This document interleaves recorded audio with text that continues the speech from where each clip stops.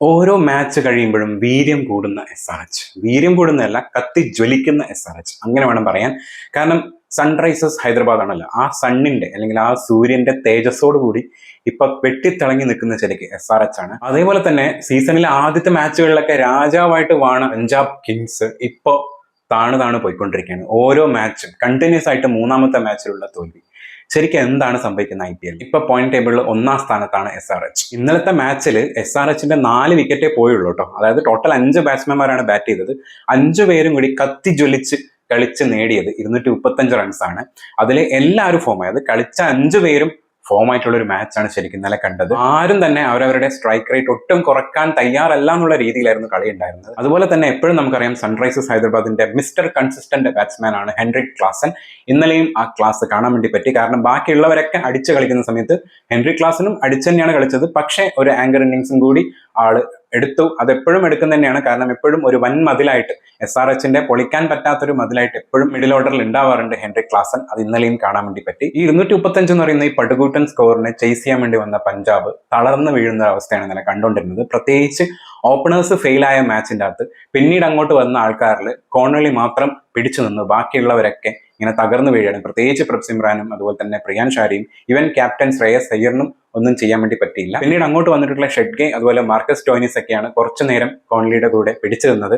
ലാസ്റ്റിലോട്ട് Marco യാനിസനും കുറച്ചു നേരം പിടിച്ചു നിന്ന് എങ്ങനെയൊക്കെയോ 200 മേലെ സ്കോർ ആക്കി. അതിലൊരു ക്ലാസിക് ആയിട്ടുള്ള ഒരു 100 ഉണ്ടായിരുന്നു. ഒറ്റയ്ക്ക് പോരാടി, ഒറ്റയ്ക്ക് എങ്ങനെയെങ്കിലും ഒന്ന് ജയിപ്പിക്കാൻ പറ്റുമോ നോക്കി ആള് കളിക്കുന്നുണ്ടായിരുന്നു കൂടെ. പക്ഷെ ഒരു സപ്പോർട്ടും ഇല്ലാത്തതുകൊണ്ടാണ് ശരിക്കും ഇന്നലെ പഞ്ചാബിന് വീഴേണ്ടി വന്നത്. പക്ഷേ എന്ത് പറഞ്ഞാലും കിടിലൻ പ്ലേ തന്നെയായിരുന്നു കൂപ്പർ കോൺലി. എഗെയിൻ ആള് സൂപ്പർ കോൺലിയായി മാറിയിരിക്കുകയാണ്. ഇതിന് മുന്നത്തെ 2 മാച്ചസിൽ നമ്മൾ കണ്ടതാണ് കൂപ്പർ കോൺലിയുടെ ആ ഒരു കോൺട്രിബ്യൂഷൻ ടീമിനെ വിജയിപ്പിക്കുന്ന രീതി. മാച്ചിലോട്ട് വരികയാണെങ്കിൽ ഇന്നലെ സൂപ്പർബ് സ്റ്റാർട്ടിംഗ് ആണ് ശരിക്കും സൺറൈസേഴ്സ് ഹൈദരാബാദിന് കിട്ടിയത്. കാരണം ഡേഞ്ചറസ് ഓപ്പണേഴ്സ് ആയിട്ടുള്ള ട്രാവിസ് ഹെഡും അഭിഷേക് ശർമ്മയായിരുന്നു ഓപ്പണിംഗിൽ ഉണ്ടായിരുന്നത്. അറിയാലോ, എപ്പോഴും വെടിക്കെട്ട് തന്നെയാണ് അവിടെ എപ്പോഴും കൊടുക്കാറുള്ളത്.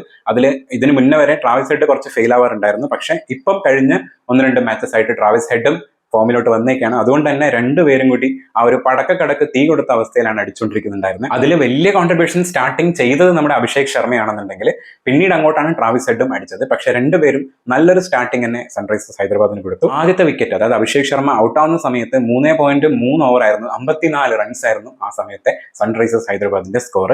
അതിൽ 35 റൺസ് അഭിഷേക് ശർമ്മയാണ് എടുത്തത്. വെറും 13 ബോളിൽ 2 4-ഉം 4 6-ഉം 269 സ്ട്രൈക്ക് റേറ്റ്. പിന്നീട് വന്ന ഇഷാൻ കിഷൻ ട്രാവിസ് ഹെഡുമായിട്ട് ഒരു കുഞ്ഞു പാർട്ട്ണർഷിപ്പ് ഉണ്ടാക്കി. പക്ഷെ അത് കഴിഞ്ഞ് അതിനധികം വലിയൊരു ആയുസ് ഉണ്ടായിരുന്നില്ല. ടീമിന്റെ സ്കോർ 84 എത്തുമ്പോഴേക്ക് രണ്ടാമത്തെ വിക്കറ്റ് പോയി. 19 ബോളിൽ 38 റൺസാണ് ട്രാവിസ് ഹെഡ് എടുത്തത്. 3 4-ഉം 3 6-ഉം ഉണ്ടായിരുന്നു. 200 തന്നെയാണ് ആളുടെയും സ്ട്രൈക്ക് റേറ്റ്. 6.4 ഓവറിൽ 84-ൽ 2 എന്നുള്ളൊരു ആ ഒരു സ്റ്റേജ് പിന്നീട് അങ്ങോട്ട് 172 റൺസ് വരെ നമ്മളെ ഇഷാൻ കിഷൻ അവിടെ ഉണ്ടായിരുന്നു. 15ാമത്തെ ഓവറിലാണ് ഇഷാൻ കിഷൻ ഔട്ടായത്. 32 ബോളിൽ 55 റൺസാണ് എടുത്തത്. 2 4-ഉം 4 6-ഉം ഉണ്ടായിരുന്നു. 171 സ്ട്രൈക്ക് റേറ്റ്. ട്രാവിസ് ഹെഡ് ഔട്ടായ സമയത്ത് എത്തിയ നമ്മളെ ഹെൻറിക് ക്ലാസൻ ഒരു ആങ്കർ ഇന്നിംഗ്സ് പ്ലസ് അടിച്ച് കളിക്കേണ്ട സിറ്റുവേഷനിൽ അടിച്ചും കളിച്ചിട്ട് അത് നല്ല നല്ല ഷോട്ടുകൾ ഉണ്ടായിരുന്നു. പക്ഷേ ആ സ്ട്രൈക്ക് റൊട്ടേഷനും കാര്യങ്ങളൊക്കെ കറക്റ്റ് ആയിട്ട് തന്നെ കളിച്ചുകൊണ്ട് ഇഷാൻ കിഷൻ ഔട്ടായ സമയത്തും ആൾ അവിടെ തന്നെ പിടിച്ചു നിന്നു. അത് കഴിഞ്ഞ് 20ാമത്തെ ഓവറിൽ, അതായത് ലാസ്റ്റ് ബോൾ വരെ നമ്മുടെ ഹെൻറിക് ക്ലാസൻ ഉണ്ടായിരുന്നു. ഹെൻറിക് ക്ലാസിന് കട്ട സപ്പോർട്ട് കൊടുത്തുകൊണ്ട് നല്ല സ്ട്രൈക്ക് റേറ്റ് തന്നെ അടിച്ചുകൊണ്ട് നമ്മുടെ നിതീഷ് കുമാർ റെഡ്ഡിയും ക്രീസിൽ ഉണ്ടായിരുന്നു.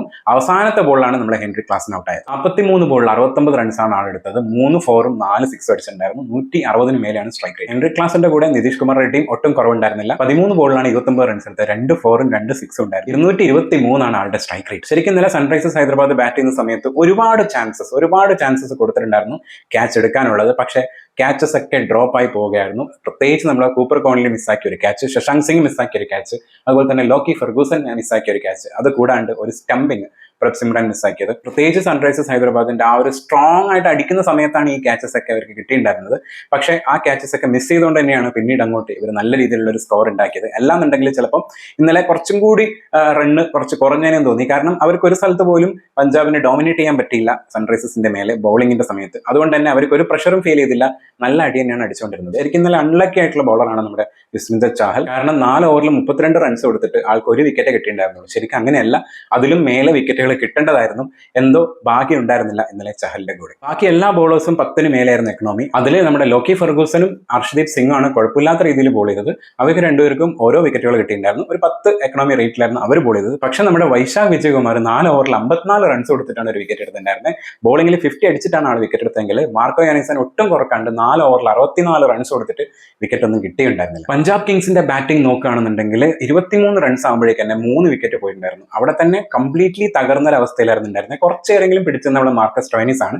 സ്റ്റോയിനിസിന്റെ കൂടെ കോൺലി ഉണ്ടായിരുന്നു. ഇന്നലത്തെ മാച്ചിൽ പഞ്ചാബിന്റെ ഒരേ ഒരു സൂപ്പർ സ്റ്റാർ ശരിക്കും കോൺലി ആയിരുന്നു. ഇവർ രണ്ടുപേരും കൂടി കുഴപ്പമില്ലാത്ത രീതിയിൽ പാർട്ണർഷിപ്പ് ഉണ്ടാക്കി 63 റൺസ് ആകുമ്പോഴേക്ക് അടുത്ത വിക്കറ്റും പോയി. പിന്നീട് ഉണ്ടായ ഒരു അത്യാവശ്യം നല്ല പാർട്ണർഷിപ്പ് ആയിരുന്നു നമ്മളെ ഷെഡ്ഗയുടെ കൂടെ. ഷെഡ്ഗയും കോൺലിയും കുഴപ്പമില്ലാത്ത രീതിയിൽ ബാറ്റ് ചെയ്തിട്ടുണ്ടായിരുന്നു. ശരിക്കും ഈ സമയത്ത് പഞ്ചാബിന് ഒരു വിജയ സാധ്യതയും ഉണ്ടായിരുന്നു. കാരണം ഷെഡ്ഗെ അത്യാവശ്യം പിടിച്ചു നിന്ന് അടിക്കേണ്ട ഷോട്ടുകളൊക്കെ നന്നായിട്ട് അടിച്ച് സിക്സുകളൊക്കെ പോയിക്കൊണ്ടിരിക്കുന്നു. ആദ്യം കുറച്ച് മെല്ലെയാണ് പോയതെങ്കിലും പിന്നീട് അങ്ങോട്ട് അടിക്കാൻ ശ്രമിക്കുന്നുണ്ടായിരുന്നു. അടിക്കാൻ ശ്രമിച്ച് ഒന്ന് ആ ഒരു ട്രാക്കിലോട്ട് വരുമ്പോഴേക്കും ഷെഡ്ഗെയും ഔട്ടായി. 14 ബോളിൽ 28 റൺസ് എടുത്ത് നമ്മുടെ മാർക്കസ് സ്റ്റോയിനിസ് ചെറിയൊരു വെടിക്കെട്ട് അവിടെ തീർത്തിട്ടുണ്ടായിരുന്നു. 3 4ഉം 2 6ഉം 200 ആളുടെ സ്ട്രൈക്ക് റേറ്റ്. നേരത്തെ പറഞ്ഞ പോലെ ഷെഡ്ഗെയും കുഴപ്പമില്ലാത്ത രീതിയിൽ ബാറ്റ് ചെയ്തു. 17 ബോളിൽ 25 റൺസാണ് എടുത്തത്. ഒരു 4ഉം 2 6ഉം അടിച്ചിട്ടുണ്ടായിരുന്നു. ശശാന്ത് സിംഗ് വന്നിട്ട് വലിയ രീതിയിലുള്ള കോൺട്രിബ്യൂഷൻ ഒന്നും കൊടുത്തില്ല. അതിനുശേഷം വന്ന മാർക്കോ യാനിസൺ അടിക്കുന്ന അടികളൊന്നും പോകുന്നുണ്ടായിരുന്നില്ല.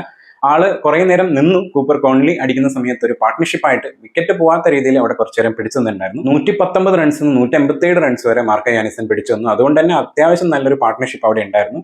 പക്ഷേ അത് കഴിഞ്ഞ് പിന്നീട് അങ്ങോട്ട് അടിക്കാൻ പറ്റിയില്ല. അവിടെ ആള് പോവുകയും ചെയ്തു. 16 ബോളിൽ 19 റൺസാണ് മാർക്കോ യാനിസൺ എടുത്തിട്ടുണ്ടായിരുന്നത്. അവസാനം 20 ഓവർ കഴിഞ്ഞപ്പോൾ 202 പഞ്ചാബിന്റെ ആ ഒരു ചേസിംഗ് അവസാനിക്കുകയായിരുന്നു. പക്ഷേ ലാസ്റ്റ് ഓവറിൽ ശരിക്കും ഇന്നലെ പഞ്ചാബ് ജയിക്കില്ല എന്ന് ഉറപ്പായ സമയത്തും കൂപ്പർ കോൺലിയുടെ ഒരു സെഞ്ചുറി കാണണമെന്ന് ഭയങ്കരമായിട്ടുള്ള ഒരു ആഗ്രഹം ഉണ്ടായിരുന്നു മാച്ച് കാണുന്ന സമയത്ത്.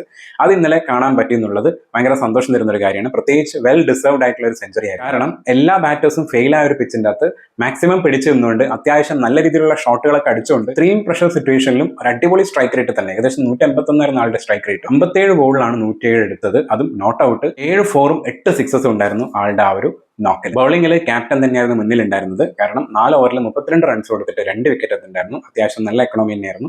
അതുപോലെ തന്നെ ഏറ്റവും കുറവ് എക്കണോമിയിൽ ബോൾ ചെയ്തത് നമ്മുടെ നിതീഷ് കുമാർ റെഡ്ഡി ആയിരുന്നു. 2 ഓവറാണ് ബോൾ ചെയ്തത്. 11 റൺസ് കൊടുത്തിട്ടുണ്ടായിരുന്നുള്ളൂ. ഒരു വിക്കറ്റ് എടുത്തിട്ടുണ്ടായിരുന്നു. എന്നത്തെയും പോലെ ഇഷാൻ മലിംഗയും കുഴപ്പമില്ലാത്ത രീതിയിൽ ബോൾ ചെയ്ത് 36 റൺസാണ് 4 ഓവറിൽ കൊടുത്തത്. ഒരു വിക്കറ്റ് എടുത്തിട്ടുണ്ടായിരുന്നു. എല്ലാ മാച്ചസിലും അത്യാവശ്യം നല്ല രീതിയിലുള്ള ഇമ്പാക്ട് ഉണ്ടാക്കുന്ന നമ്മുടെ ഷാക്കിബ് ഹുസൈൻ 4 ഓവറിൽ 40 റൺസ് കൊടുത്തിട്ട് ഒരു വിക്കറ്റ് എടുത്തിട്ടുണ്ടായിരുന്നു. ആള് ട്രിക്കി ആയിട്ട് ആ ഒരു സിറ്റുവേഷനിലൊക്കെ നല്ല അടിപൊളി ആ ഒരു വേരിയേഷൻസ് ഒക്കെ കൊണ്ടുവന്ന് അടിപൊളി ബോൾസ് ചെയ്തിട്ടുണ്ടായിരുന്നു. കുറേ സ്ഥലത്ത് കോൺലിനെ ഒന്ന് കഷ്ടപ്പെടുത്തിയിട്ടുണ്ടായിരുന്നു നമ്മളെ ഷാക്കിബ് ഹുസൈൻ. ശിവാൻ കുമാറിന് അത്യാവശ്യം അടി കിട്ടിയിട്ടുണ്ടായിരുന്നു. പക്ഷെ 4 ഓവറിൽ 45 റൺസ് കൊടുത്തിട്ട് 2 വിക്കറ്റ് എടുത്തിട്ടുണ്ടായിരുന്നു. ഹർഷ് ഡൂബി ആയിരുന്നു ഇന്നലത്തെ ഏറ്റവും എക്സ്പെൻസീവ് ആയിട്ടുള്ള ബോളർ. 2 ഓവറിൽ ആൾ 36 റൺസ് കൊടുത്ത് വിക്കറ്റ് ഒന്നും കിട്ടിയിട്ടില്ല. ഇന്നലത്തെ മാച്ചോടുകൂടി ഒരു കാര്യം ഉറപ്പായി. താഴേന്ന് മേലോട്ട് പൊന്തി വന്ന് അടിപൊളിയായിട്ട് ഇപ്പോൾ കളിച്ചുകൊണ്ടിരിക്കുകയാണ് സൺറൈസേഴ്സ് ഹൈദരാബാദ്. മേലെയുള്ള പഞ്ചാബ് കിങ്സ് താഴോട്ട് പോയിക്കൊണ്ടിരിക്കുകയാണ്. ഇനിയുള്ള മാച്ചസ് അത്രയും ഇമ്പോർട്ടൻ്റ് ആണ് പഞ്ചാബ് കിങ്സിന്. എന്തായിരിക്കും കണ്ടു തന്നെ അറിയണം. ഇനി ഇങ്ങനെ തന്നെ പോവുകയാണെന്നുണ്ടെങ്കിൽ പ്ലേ ഓഫ് ഒന്ന് പുറത്താവാൻ വരെ സാധ്യതയുള്ള ഒരു ടീമാണ്. ശരിക്കും ഇതിന് മുന്നേ ഉള്ള മാച്ചസ് വെച്ച് നോക്കുന്നത് ഒരു 3 മാച്ചിന് മുന്നേ ആണെന്നുണ്ടെങ്കിൽ ഓൾമോസ്റ്റ് പ്ലേ ഓഫ് കൺഫേം ചെയ്തൊരു ടീമാണ് ശരിക്കും പഞ്ചാബ് കിങ്സ്. പക്ഷേ ഇനി താഴെയുള്ള ടീമുകളൊക്കെ മേലോട്ട് കയറി വന്നിട്ടുണ്ടെങ്കിൽ ചില സീനുകളൊക്കെ മാറാൻ സാധ്യതയുണ്ട്. അതെന്തായാലും ഇനി അങ്ങോട്ട് സംഭവിക്കില്ല എന്ന് തോന്നുന്നു. പഞ്ചാബിന്റെ ഒരു ഗംഭീര കംബാക്ക് ഉണ്ടാവുമെന്ന് പ്രതീക്ഷിക്കുന്നു.